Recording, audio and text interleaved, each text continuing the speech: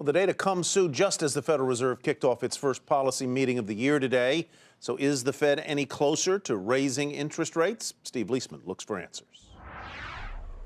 Wall Street still sees 2015 as the momentous year when the Federal Reserve hikes interest rates for the first time in 9 years. But the latest CNBC Fed survey shows Wall Street pushing those expectations ahead to the point where it's running out of months in the year in which to hike. The survey showed that on average, respondents see the Fed notching that first rate hike in September. That compares with July in the prior survey. And forecasts for the level of the Fed's benchmark interest rate, which underpins a lot of rates that consumers ultimately pay, have come down to just 0.7 of 1 percentage point for the end of the year. I also think that the Fed is in a real conundrum now because, the dollar keeps strengthening. It's clearly impacting all our multinationals, and it's going to be very difficult for them to raise rates at all this year. The Fed concludes its two-day January meeting tomorrow, and little change is expected in the all-important policy statement.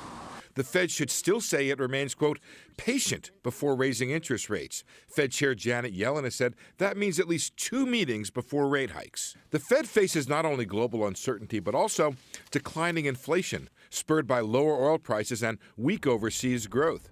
There's also no hint of wage inflation.